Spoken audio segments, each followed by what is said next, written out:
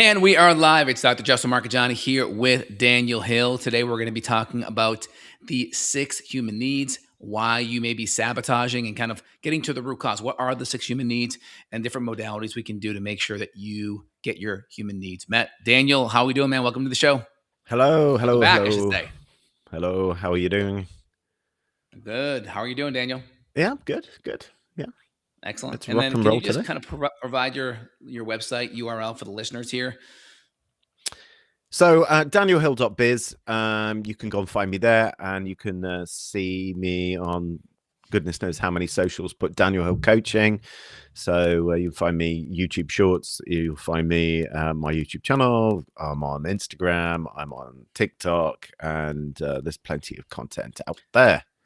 Just to keep it simple for listeners, Daniel's been a mental health kind of practitioner for the last 20 years, doing all kinds of different, more cutting edge modalities like EFT, NLP, different modalities, everything on the Tony Robbins side, hypnosis, etc. So Daniel has a lot of cutting edge techniques to get to the root cause of some chronic mental health stuff. So we'll be kind of diving in today.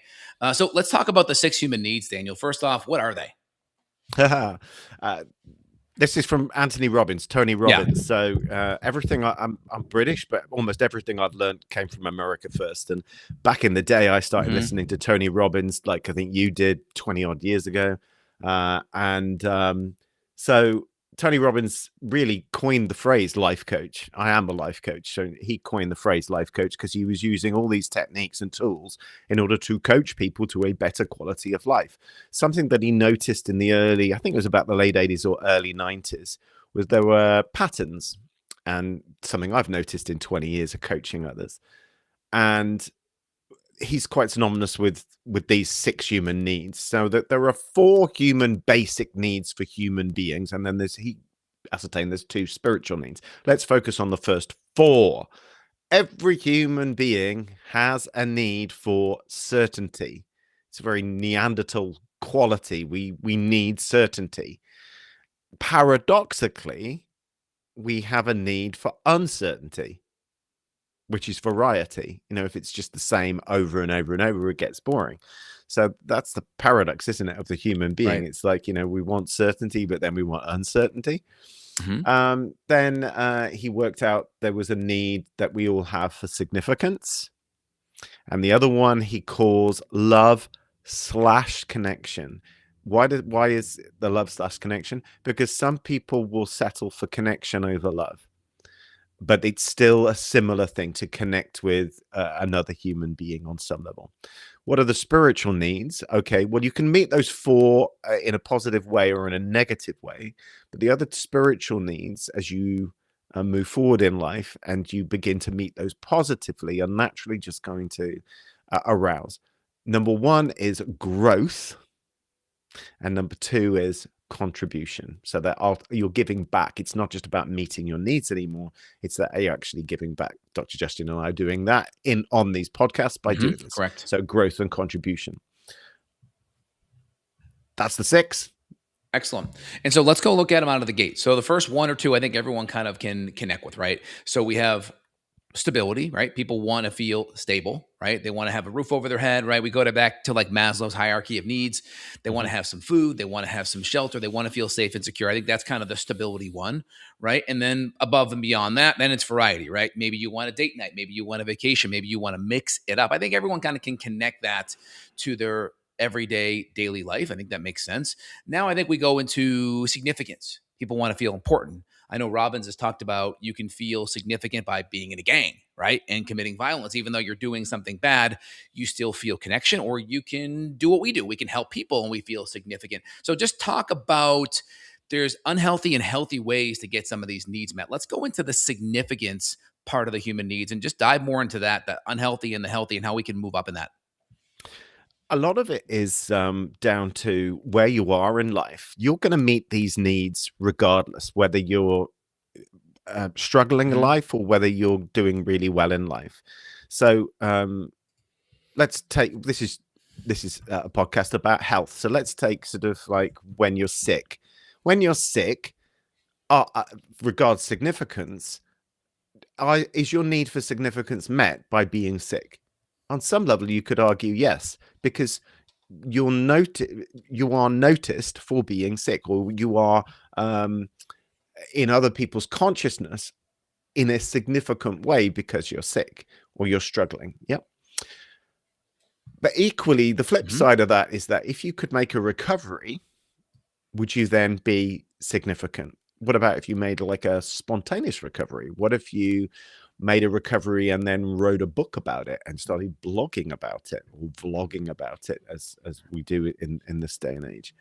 Um, Again, you were talking about being in a gang on one level, sort of like that would be kind of, almost primal, being part of a gang. But equally, what about being a spiritual leader or spiritual author, which feels like almost an antithesis of that? That, Correct. are you meeting a need for significance there? What about being significant literally as a mother?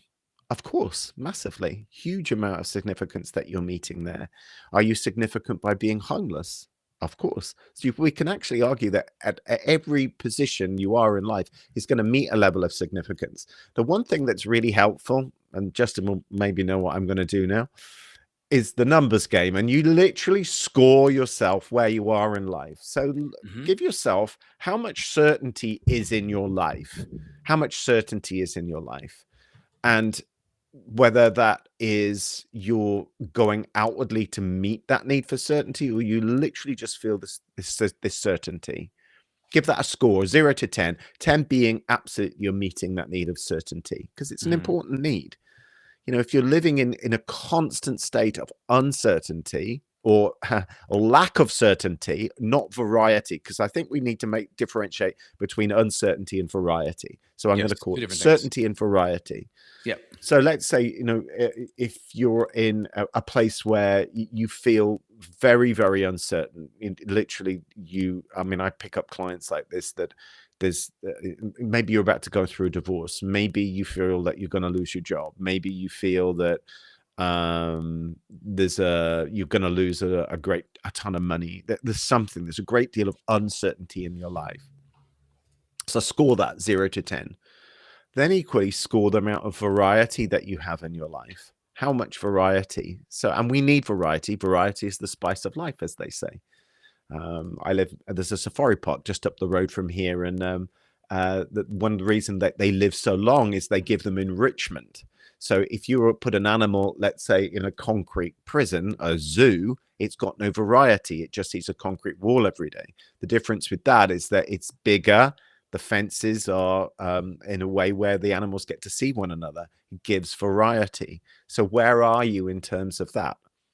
Give yourself a score. How much variety do you experience on a day-to-day basis?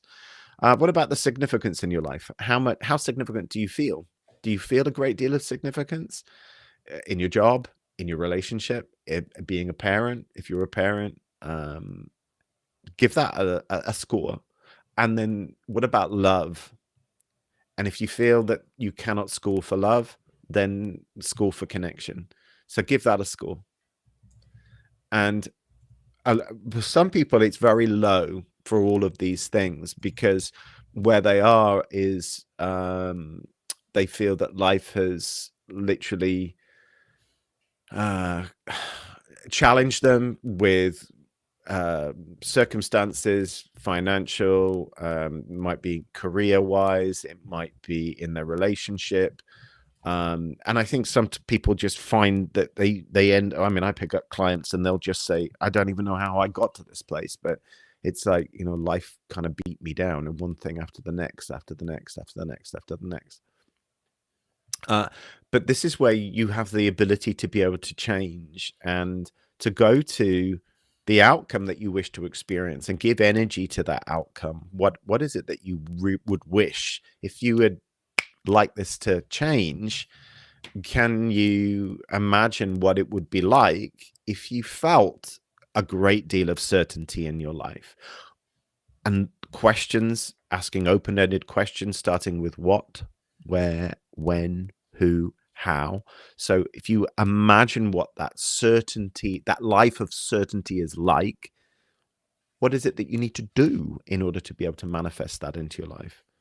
What, where do you need to be to manifest more certainty in your life? What, where, when do you need to take that action to manifest more certainty? Who could help you manifest more certainty in your life? Who, what, when, where, how can I manifest more certainty in my life?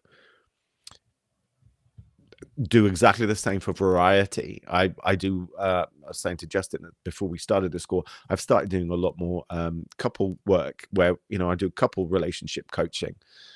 Partly because I start working with one individual, we start changing them, and one thing that always happens is, well, we're changing this area of my life. Ugh, if only you could help my wife, or if only you could help my husband. And I go, well, okay, get them to hop on the call. Really? Yeah. Yep. And then I start working with them together. One thing that often comes up in relationships is variety goes down. And Justin and I have talked Oh about yeah, this before, where, natural any relationship for sure. it's gonna happen. The honeymoon period disappears, and you've got this other lodger that you're living with, who you see every day, and your relationship sometimes just all about paying bills, and it's just about solving problems. Well, you're going to neuro associate negativity in that, and there's not a lot of variety other than, oh, it's a new bill or it's a new problem. Well, that's no good. That's only going to beat your relationship down. So what is it that you could do in order to create more variety in your relationship? You don't have to spend a lot of And money. that's going to happen no matter where you go. I mean, that's the biggest thing. It's very Yeah, easy. People can kind of get that dopamine rush going from a new partner to new this. And this person over here, right, doesn't have the responsibilities or all of the mundane attached to it. So it's new. But if you take your life and put it with that person, that all of that mundane eventually goes back there. And so the question is, how can you work on that now? Because it's eventually you're gonna gunny sack. You're gonna take all of those things and bring it with you. So might as well just fix it and work on it right now. absolutely. I think Elizabeth Taylor married something like 7 times. So, Oh, it's crazy. there's something in that suggests that maybe you get to a level, or I get to a place in the relationship where that mundane kicks in. Now, there's going to be a load of different needs there. That Elizabeth Taylor, I think, was an Enneatype 4, so her need for significance was higher than other people. So like, you can do exactly the same with significance. So, again, relationship wise, you might end up feeling really small, really insignificant in a relationship. This can happen when a man ends up becoming a dad, and the mother finally has children, and guess who becomes more important, who becomes more significant? The children, because the mother Correct. is raising the children, and the guy ends up becoming sort of, oh my god, all I'm what am I, what is my role here? I used to be this like, hi darling, when he comes to the door. Now it's kind of like, oh, can you change this diaper, can you do this, whatever, oh my god, Right. I've been so it just becomes that kind of stress. So if you can understand what these are in your personal life as well as in your relationships, um, you can work on those. You can, particularly if you score it, it's like, you can go, right, I need to change this. I really need to change this. It's a very simple tool that you can apply on everything. And Robbins is very, very good at that, in breaking things down that are quite complex. And any human being could now stop this call right now, and I'd probably encourage you to sort of like, pause and just think, okay, well, let's just score where I am in life. How much have I got with those four things? And then equally consider the spiritual needs. Because once you start changing it and you get it in a positive way, you naturally will just feel this inclination to go to these places of growth and equally contribution, because it's just a natural, um uh, I think it's like a natural occurring thing, almost like, the uh, the seeds wish to pollinate. They just wish to uh, uh, go on the breeze and find their way, in order to be Mhm. able to help everybody. Yeah, I think that 100% makes sense.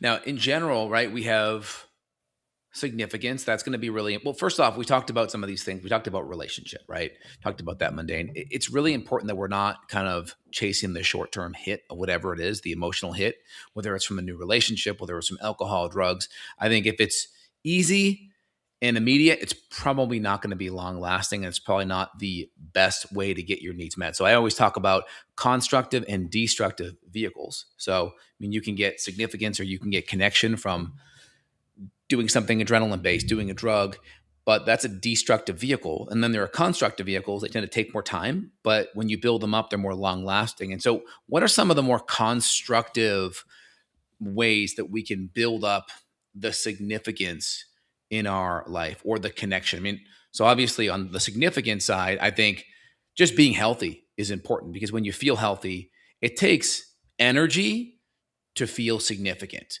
Like if you're in bed all day and you're sick, you're probably not going to feel significant. So it takes energy, it takes good brain power, it takes being able to connect and do the things you love to do, or have an impact with your patients, or with your kids, or with your family. So I think the first thing is to work on the significant aspect, and maybe even the connection too, because it still takes energy and effort to connect with your spouse.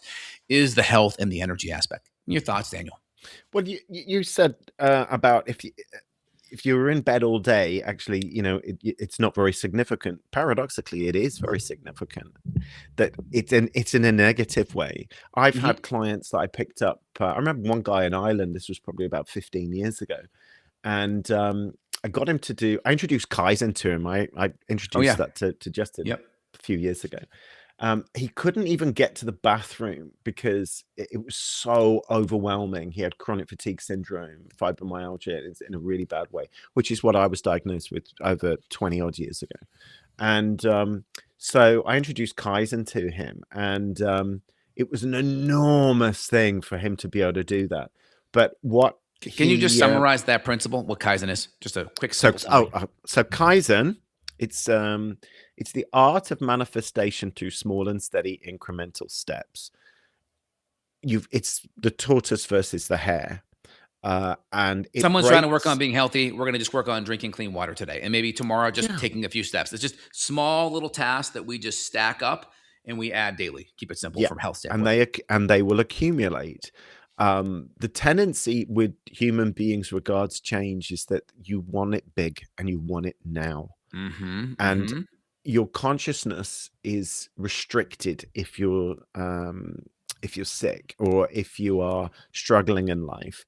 And so part of your unconscious is still buying into the story that you can't grow beyond this, and that you most of those human beings that I see have very, very small comfort zones.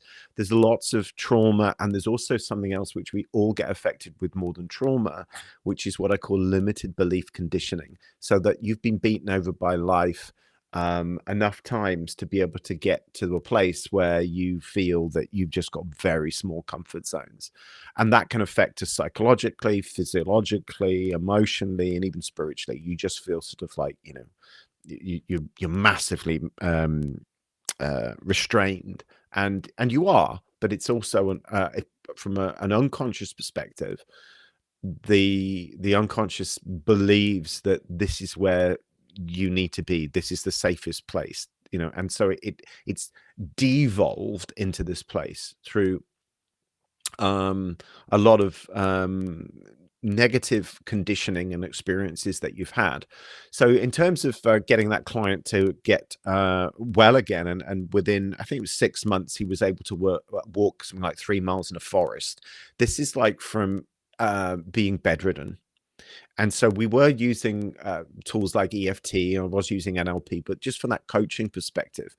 And I've got something on my website now. It's an NLP video. It's about taking your mind to the outcome that you wish to experience. So it's like, it's 10 years old now, and I need to update it, but it's there for the moment. And basically, I talk about a DVD. If people remember what those things are, they seem to have disappeared out of the ether. Like, we've moved on. But I say, look, if you imagine an old DVD playing in your brain that you don't like, press the eject button, take it out, and literally, break it up, and it's magically disappeared into the ether, or it goes off to the sun and is burnt up. Now think about a DVD that you would like. Let's call it an app now, or Mm-hmm. whatever we can say. Right. So imagine finding this app that you would really, really love to experience, and you think, oh, I might buy that, but actually this is your app. This is an app that you decide. So you decide on the name of that app, decide on the color, decide on the font. So like this is your own personal app that you've created. And that if you embodied that app, it would actually enable you to become the version of yourself that you know that you can be and you wish to be. This is like fully optimizing yourself. And I go through the process of sort of imagine what that's like. Think of 5 key feeling words that go with the manifestation of that, having had that, give each one a symbol. So get you very much associated to that. And then what's the first thing you see? So we use VAK, which is visual, auditory, kinesthetic. So basically you're taking yourself into the reality that this has already happened, which is basically it's a bit of partial hypnosis. This is how NLP works. And this is how to use your mind rather than have your mind use you. So you keep going to the outcome that you would love to experience. Every single one of those, if you go into that reality, your certainty is going to be incredibly high. Now, what Your about, variety is going to be incredibly high, and all the others as well. Go on. like, people talk about, I think it was Brian Tracy, he talked about people thinking about an increase in income, right? And if you took someone who was barely getting by and you just had them go into a space of imagining that they were a billionaire, there's this part of the brain that's just like BS, like, it's too far away. And so what about, but if I just said, let me just go from 50,000 to 100,000 a year in income, there was an easier, your brain could accept that. So what about when you visualize auditory, kinesthetic, how realistic does the goal have to be? Do we have to Kaizen the goals? Meaning, hey, I'm going to go from 50 to 100, 100 to 500. Do we have to kind of do incremental, or can you make that big, big jump in your brain? You can, but I personally have always worked in small steps in this way because Yep. that's what nature does. And I much prefer in attracting rather than chasing. So you could certainly manifest it, and I've seen people do it. But if I can do it from a place of being and a place of presence, not from a place of chasing. So I always make peace as much as possible with where I am right now. This is what I encourage my clients to do. And from that place, then you're making small shifts. Some of those shifts will be internal shifts. Some of those shifts will be external shifts. Some will be both. Most usually they are. But it goes with the premise that I also have, which is what one small step could you take that would produce no more than a 3 out of 10 in resistance that can help you manifest your outcome.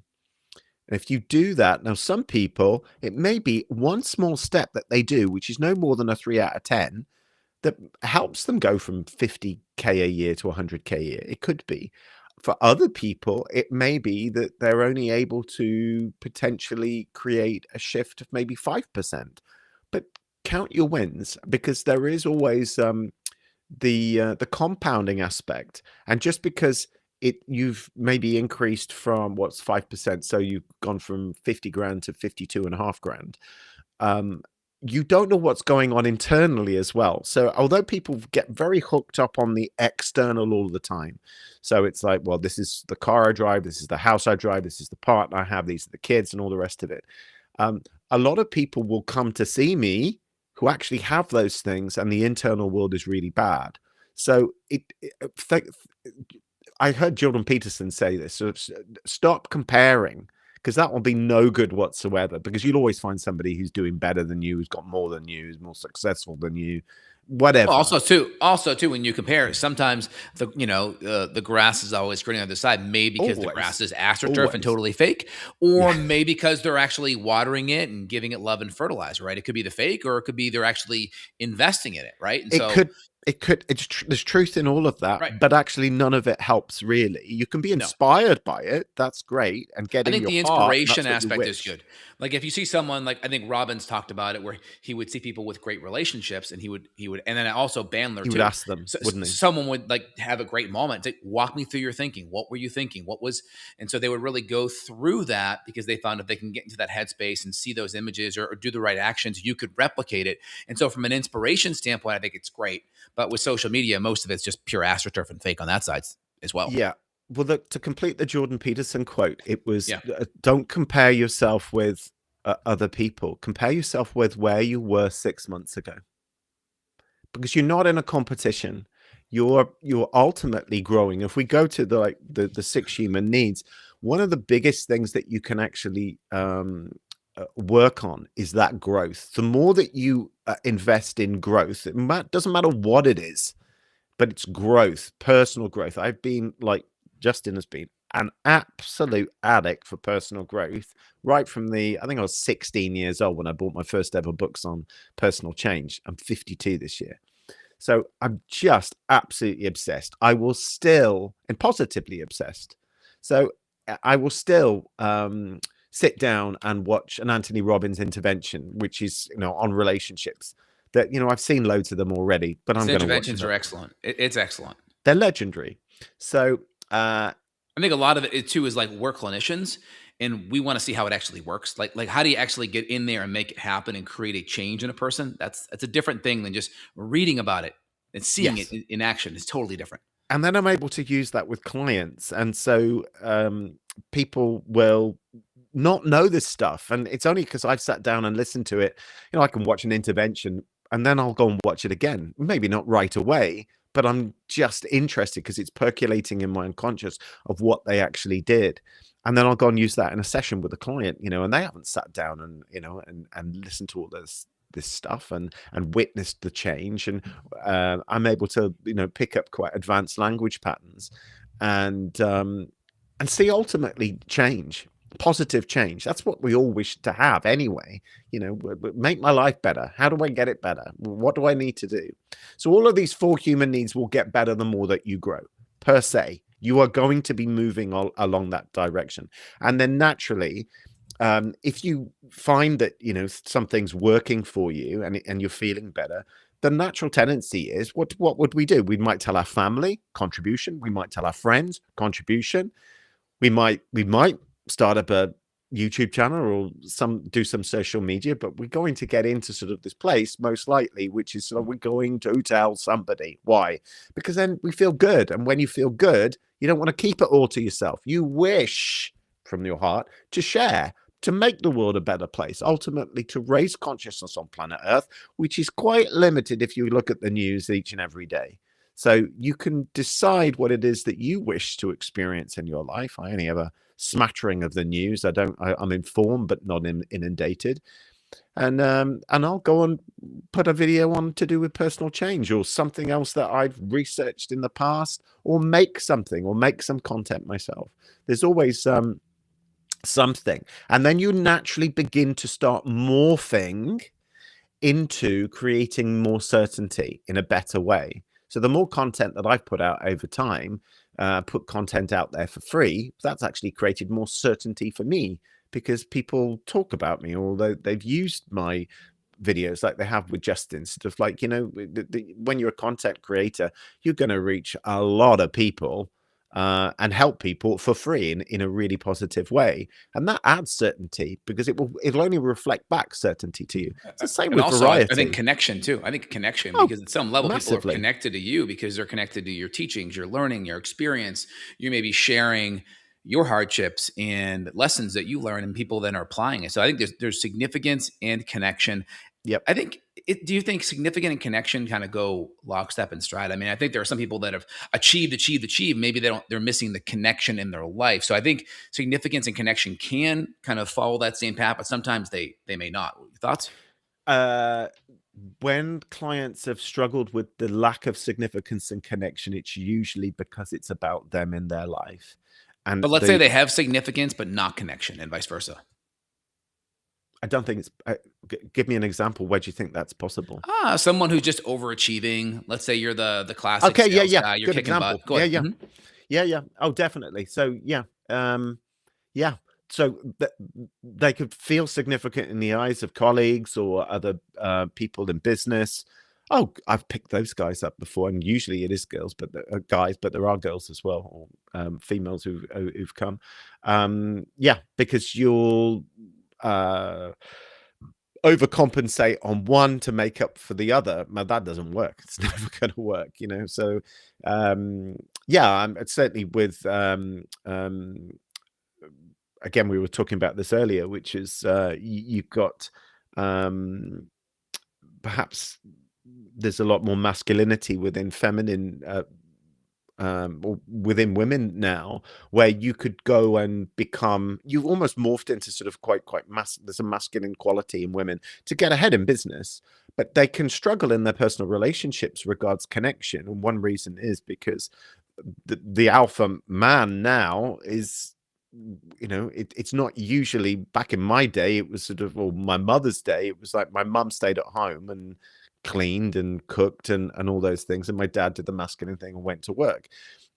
Where you're usually going to have in most households two people who work, and that can affect the masculine feminine quality, the dynamic, which kind of makes it a bit confusing, because she's used to being at work telling people what to do. And guess what? Her brain kind of does that with her husband when she gets home. And he's like, hang on a sec, you know, I'm almost like with another masculine man. I know she's feminine, but there can be those gender roles can end up becoming a little bit Yeah, I mean, skewed. the last thing a masculine man wants when they come home is another masculine man energy. So sometimes that can repel and that can cause women to struggle. I mean, the ones that do the best are the ones that absolutely become ultra feminine. They literally switch the other side of the fence, and you have to really compartmentalize and take a hat off and put a new hat on, so to speak, to really have that better success. But we tend to have more of that now these days, I think, and that becomes quite challenging. One thing I say, sort of like in relationships, so in the relationship coaching I've done, if I'm using the 4-step human needs, is just go on in your relationship, go and score, you know, your certainty, score your variety, score your significance, score your connection. It's most usually around the same, but don't assume that it is. Think, well, oh, I make him feel significant. Well, how do you do that? Well, I do this and I do that and do that. Okay, but you ask him, how do you feel significant? And he might go, well, I feel a 6. A 6? Why do you feel a 6? Well, I did all these things for you. Well, actually, what I'd really wish for you to do is this. You know, I really wish, you know, and I'd really wish for us to do this as a couple. And you know, I really wish for us to have a babysitter, you know, at least once a month, you know, so we can go on 12 dates a month, and they don't have to be expensive dates. And they could be like a picnic in the park. You can do one of those in the summer. Mhm. It's all of these various things that you can bring in, where it's, you know, you start meeting those needs on every single level, and whatever it is. Even if it's, if your job is boring, you know, and you think feel quite insignificant in your job, there may be an ability to be able to bring more certainty into your role if you ask all those questions, and variety, and can you create more significance in your role? Quite possibly. Or is it that you need to leave your role? Is it that, you know, that those values are really low, and actually you need a change? You know, you need to find something which then meets your need for growth Mhm. and maybe So what are contribution the as what well. are the top things that couples can do, or people in relationships, they work on the connection piece? I think the biggest thing is it's very easy for a woman to say, okay, well, these are what I want. And they kind of project their wants and needs as if they're the husband's needs. And they may just reciprocate back as if they have the exact same needs. And sometimes vice versa with men, right? Women Hmm. may need love and connection and affection through dating and talking, where a man may need more intimacy and touch. And then each one tries to mirror back what they want and they put it onto that person. Or women may prioritize the kids more than the husband would, and then the connection's there because we're not making enough time because the woman's getting more connection met through the kids, and the husband's not, right? And so there's all these things, and there's also holding hostage, right? Well, I'll meet your needs once you meet mine, and the other person thinks the same thing, and then you're at this stalemate. Talk more about the connection issues, how to get your needs met, and also I think we talked about the word, what do you wish over what do you Hmm. want? So let's kind of dive into that aspect. So bypass the connection, because the connection will come when you go to love. You know, I think he talks about that when people don't get their needs for love, then they will settle for connection. Like a woman, let's say when she let's say she's become a mother, and she feels that sense of unconditional love for her children, but not necessarily for a spouse anymore. And so she'll settle for a connection to him, but love to the children. So settle for nothing other than love. And to experience love, I've covered this before. I think we both have together. There are many ways and models that you can look at love. The 5 love languages is a Right. really good one to start with, because you're naturally going to feel a sense of connection through that. So And what those are is the what? Gifts, I right? remember them alphabetically, he Yeah. says. So acts of service, Service. that's doing things. That's like laundry. It could be equally, it might be fixing the car. It might be taking her to work. It might be fixing the shelf that needed fixing. Yeah. So it's going out of your way to do something. Gifts. They can be expensive gifts. Sure, they can be, it can be a diamonds, and It it could be a could be, note. It it could could be be a a simple laptop. note. It could be a simple note. It could be, I've said before, it could be, your daughter goes to the beach and she picks up a rock, and it looks like a heart, and she says, "I love you, Daddy," and then that stays in the drawer the whole of this lifetime. So that's a gift. AG. What else do we have? Then we have P, physical touch. So that's actually, in a non-sexual way, can be in a sexual way, but non-sexual way, really, physical touch. Then Q, which is quality time. That's spending Hmm. time with your spouse, where you feel like, we're really together, almost like you were maybe when you started dating. Yeah. You're really interested in one another. So this is not sitting down watching a soap opera that, or, a movie. It's that you're actually communicating, and really communicating and talking and finding out about each other's feelings and their thoughts about life in general, and could do it so it's like, it's not about the kids. Do it so it's not about the mortgage, or whatever's going on. It's just about life in general, and about dreams, and about wishes. I'll get to that in a second. And the last one is words of affirmation. So affirming how you feel, the words "I love you," but it could be, I chose well, putting a little note in a book, and she opens it and he's like, "I chose well." So all different, like, little notes, or cards, or actually just saying those words. It's one of my primary love languages. I didn't get to experience it when I was growing up, and so when I'm in a relationship and someone tells me they love me, it's like, wow, it's like bingo, it's huge. So, and if you don't find a partner that has a similar love language to you, or is not prepared to meet it, your level of love is going to be really quite low, and your level of connection is going to be quite low.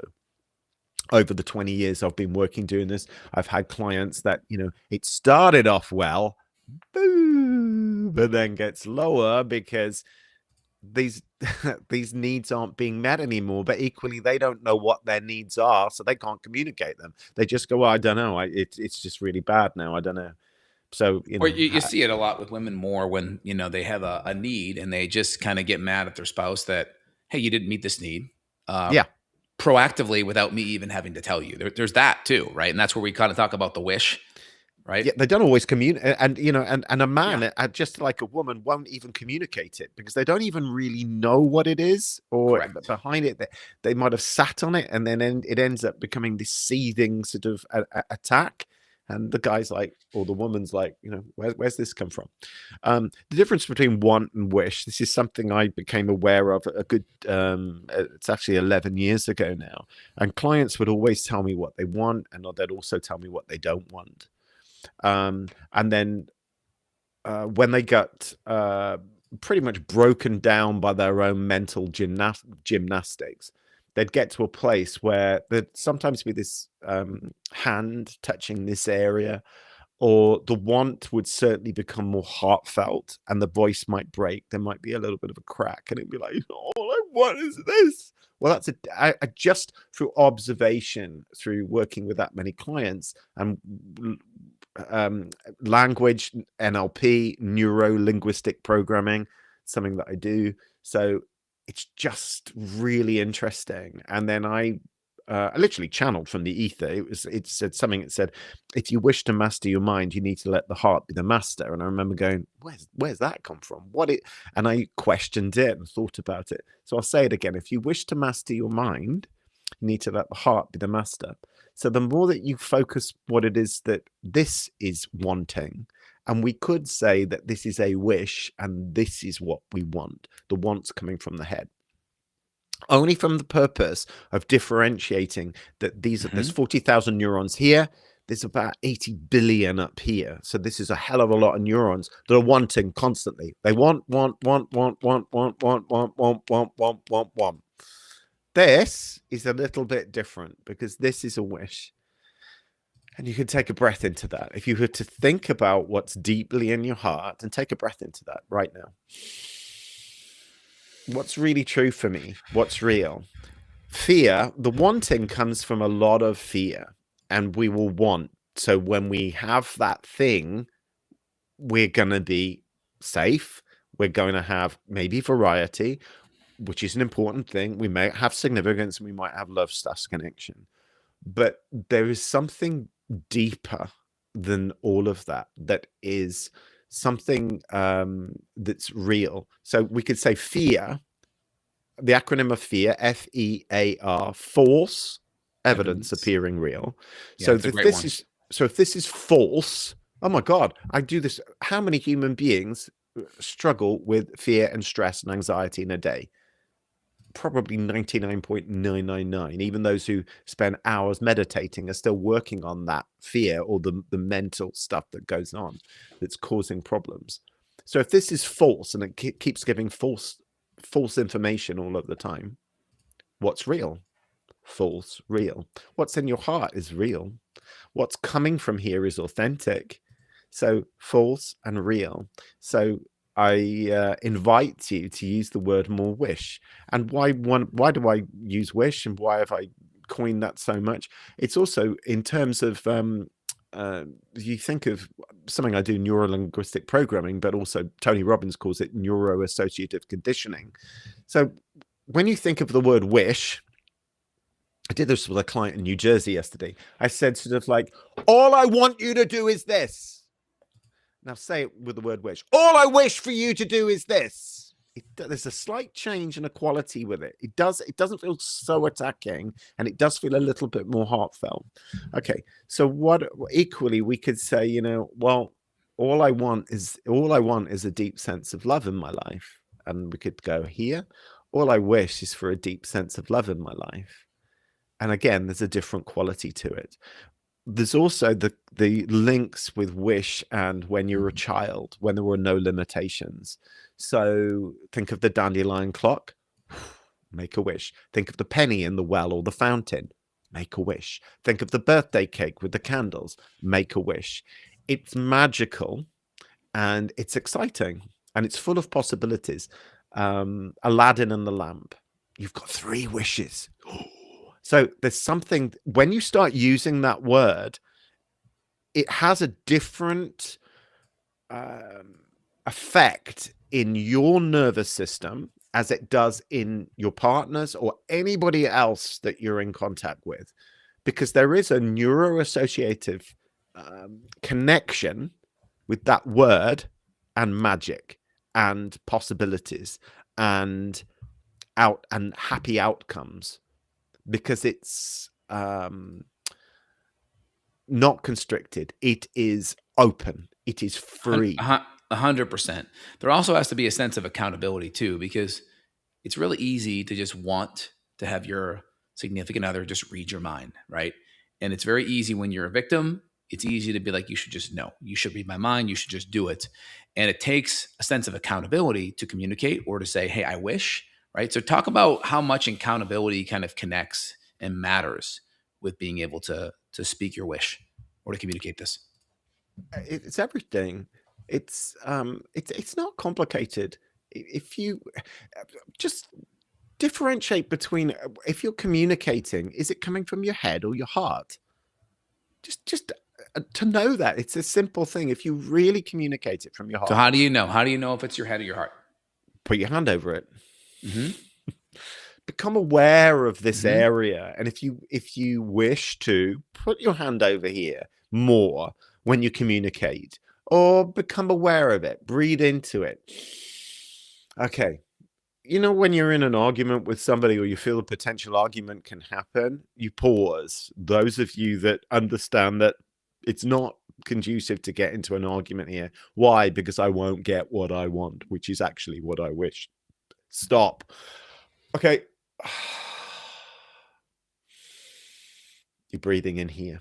You're sensing this. You're taking an energy or taking your energy to this energy. You know, in many cultures, this was a sacred area, very sacred. This is where you would bow from, or you know, when you namaste and you go high. It's not, you know, it's here. This is a sacred sacred energy. We talk about um, following your bliss, following your heart. Do what's in your heart. Why? You know, that there's something there. Like people say, trust your gut. Why? Because there's 100 million neurons down there. If you're going to have a great life, it means that you need to use the intelligence in your body, which God has given you. God, life, the universe, all that is. There's 80 billion. That's a lot of neurons in your head. And that's why most human beings are stuck in their heads. But equally, there's 100 million neurons in the gut. So that's approximately about 0.1%. That's one. It's like having 799 voices in the head and one wise sage there. And then equally, you've got 40,000 neurons in the heart. That's a very, very small number again. So it's 0.0000 whatever. But you can focus on the areas no different than if you paused right now and focused on the blood pumping in your right earlobe. If you did it for long enough, your consciousness and your awareness would go there. It's the same with your heart. If you focus enough on your heart, on what it is that you would wish to truly experience, you'll continue to come back to this place. And this is significantly more powerful than this. This mostly is forceful. And Justin and I have talked about this. So the work of Dr. David Hawkins, and he wrote a book called Power versus Force. So Mhm. power versus force. We think of the being the same energies, but actually a force is I could force you to do something, or I could communicate powerfully what it is that I wish to experience. So this is much more likely going to attract my outcome, or you could force your way to get what you want. Now, which one are you going to do? Most human beings go from this. I've told you how many times. Do listen. You don't listen. Head. Pause. Pause. Pause. Bring the energy down. Breathe into your heart.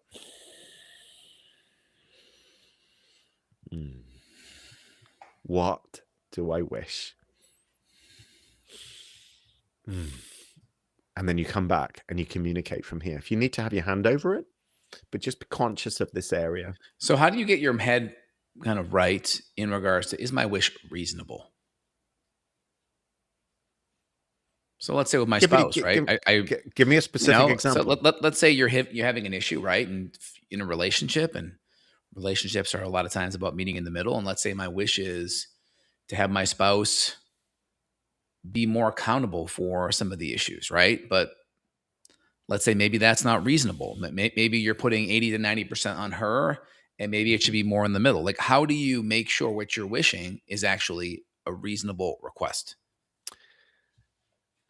I think through You know, trial and let's I say, think you know, let's say I think your it's through spouse sits there and wants, hey, I expect breakfast made every single day and a poem made in the morning, right? Well, that may not be reasonable. So okay, how do got you. you, so does that make sense? Because I think, you know, people worry about entitlement and people thinking they deserve more. How do you Well, is that keep really that in coming check? from your well, is that really coming from your heart? That's kind of like a little bit coming from your head. You Mhm. if when you get Correct. really Yes, when I would agree. I would agree. when you get Yes. really deeply into your heart, the wishes become quite um, simple. Got it. It's and it would bring a great deal of connection. So what I wish is for my breakfast to be brought in, or that's not hard, you know. Oh, every now and again maybe, but it's what I really wish is for us to spend time together. I would really wish for that. I really wish to know how you're feeling right now. I really Yeah. wish to know if there's anything that I can do that I'm not doing, because I love Yeah. you and I wish to make this into the most fabulous, amazing relationship, because I am your man and I'm not leaving and you've got me for life. So, How I kind of keep myself in check is I kind of, whatever that wish is, right? I try to mirror it and say, am I willing to reciprocate an equal opposite wish from my okay, partner? okay. Am I also willing to be part of that equal opposite wish? Hmm. Because I think if you're not, then maybe your wish is not quite reasonable. Yeah. So it's kind of a way I try to keep it in check. Excuse me. Yeah, I think that it again, you can Kaizen the whole thing, because Yes. to begin with, it might feel like, a bit of this alien concept with this British life coach telling you about getting into your heart and communicating what you wish. But actually, there's just think about it in just simple terms of, when my father was dying of terminal cancer, a lot of what he realized he needed in his whole life was, he said something like, he had a level of peace in those last 9 months, even though he went through a lot of pain. And that was, he said, everything that I really, he would have said wanted probably, but everything I wanted was right under my nose. And that was his family who loved him. And he didn't realize that. And they all gathered together. And those things, I always find those things interesting when people come up with like a bucket list of all things that they wish to experience. Now, they can be things like driving a fast race car and all those things, but a lot of it is about personal relationships and communicating and being heartfelt in those relationships, communicating how much you love one another and how much this person means to you. And once you begin to crack open that heart and the mind begins to kind of go, okay, let's go here. There's they're not big things that it's looking for. And in terms of accountability, go in a Kaizen way that you wish for this person just to be a little bit more accountable. And so, okay, so again, imagine that that person is being more accountable. And how are you being? So how are you being in your interaction with them? Because if you're imagining that they're going to be more accountable, you will change and come from a calmer place, more from here in regards to creating that change that you wish to experience with that person. If it's from your head, well, I want this person to be more accountable. If it's, I wish for this person to be more accountable. As soon as you begin to relax into that and breathe into it and breathe from here, you're imagining that it's going to happen, and it's already happened. So how do we deal with people that have traumas? And so because they have traumas, they're being constantly triggered and their behavior is irrational. They're projecting all of these expectations because they're trying to cover up or protect themselves from this trauma. And we talked about people like this before off the air. How do you deal with that? Is it just making a note that, hey, this is this issue and you need to do the work because you're getting triggered, and that trigger is creating this trauma dump, and that's creating an unrealistic expectation around everyone around you, so to speak? How does that plug into this? It plugs in as much as trauma will always be from the head, and it'll always be your fear that it won't ever manifest and that you don't know how to get it. And so your only way of getting it in your limited consciousness is manipulating Yeah. or forcing or Yeah. coming from your head. You've got to understand that if you continue to come from your head over and over in trying to manifest what you want, it won't be enough. Because even if you have got what you want, guess what? It's just like anything else in life, it won't be enough because the So ego how do is you never know? Because satisfied. when I deal with people that have these traumas and they're just ridiculously unreasonable, of Yeah, course they don't see it. And that's probably yeah, one of the hardest things. yeah. And so then how do you, the rational person, and say, well, am I responding from a place of trauma? And I think one, you have to look at, is there a history that could make sense and could have driven that? Are you being reasonable? And I think also, is that person trauma dumping? Are their expectations reasonable? Are they willing to create that same equal and opposite expectation back on them? Because I think when Hmm. people tend to trauma dump or have these unrealistic expectations, the expectations tend to be projected and they tend to only be one side, and they would never rise to the opposite expectation of that person putting it back on them. Well, Thoughts?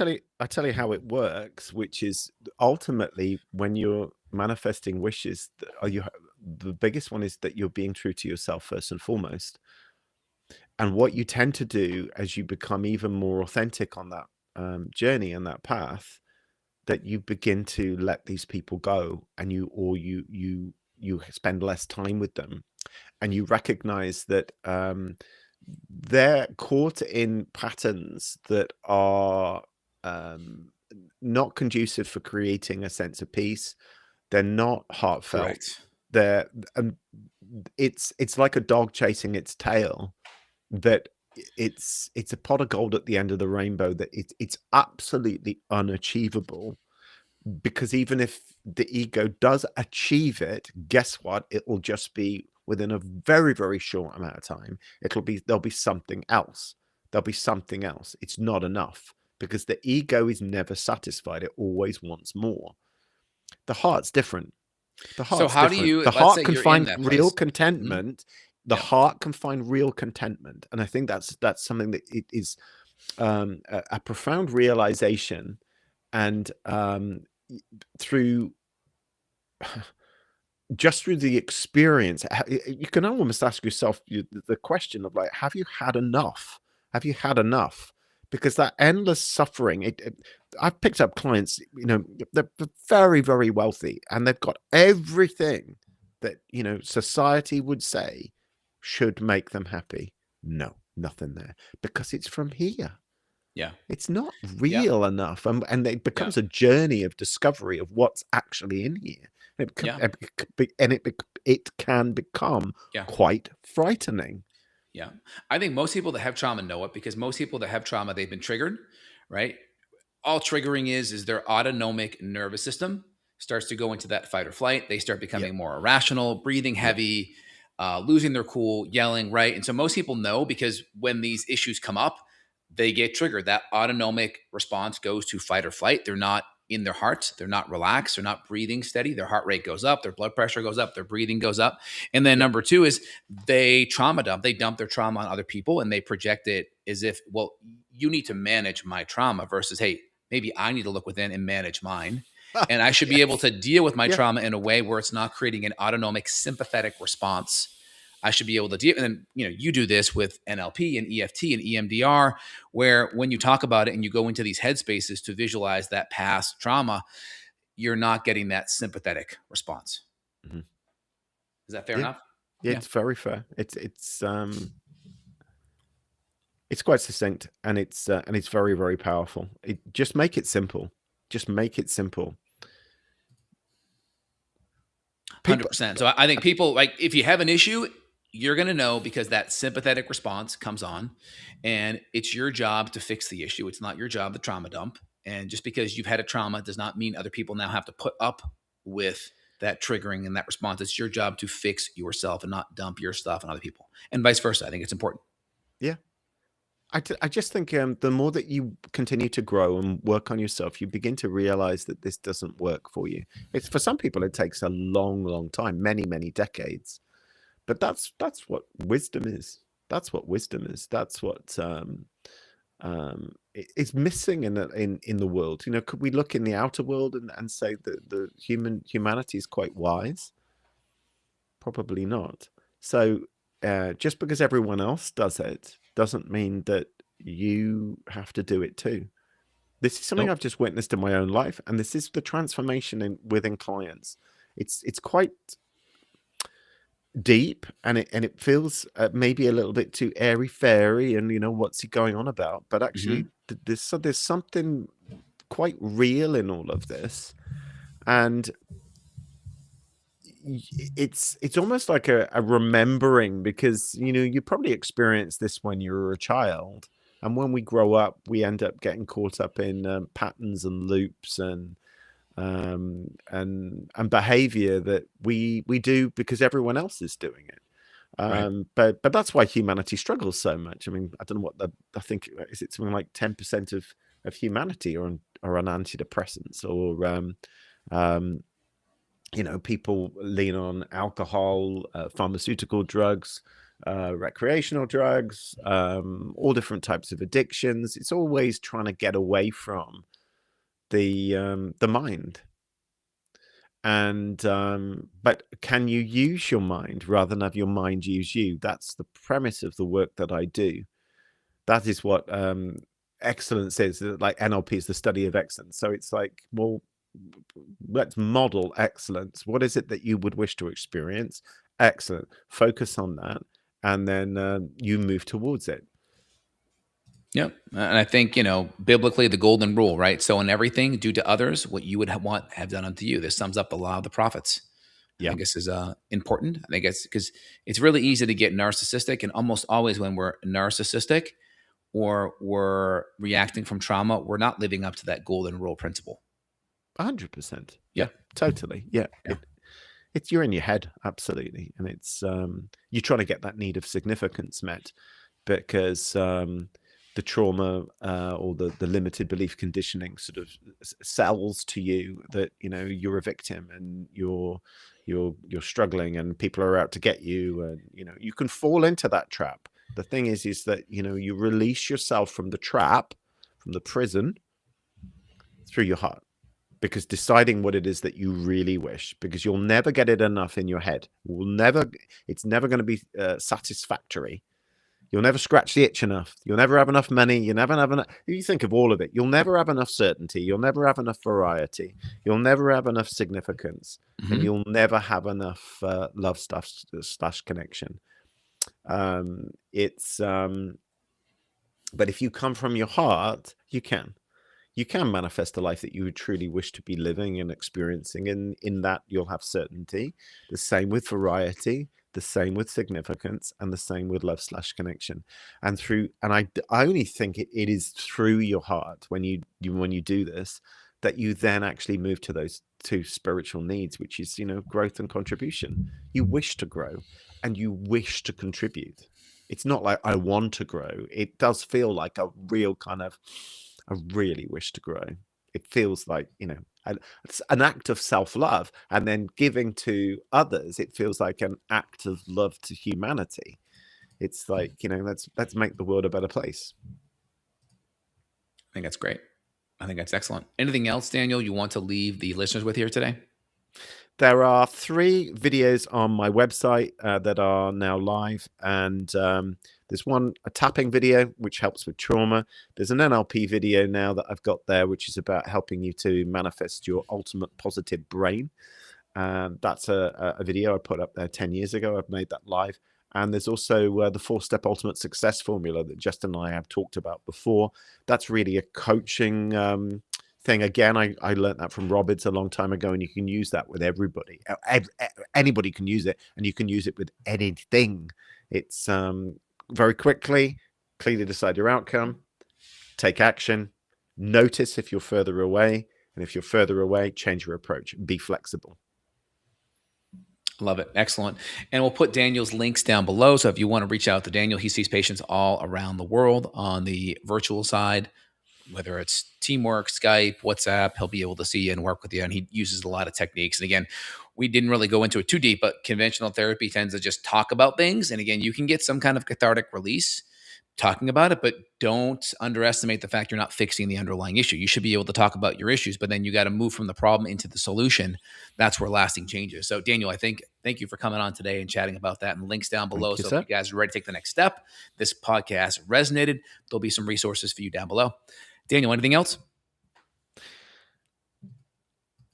People are always stuck in what they know. So keep working on yourself, keep growing, and liberate yourself by learning more. And the more that you learn, the more that your life will open up. I love it. I love it. And your website is danielhill.biz, right? BIZ, yeah.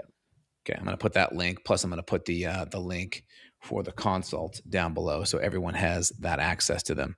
You can find All me, right. Daniel Hill Coaching. You can find me. You'll find that link in all of my socials. So it's quite easy to find my website.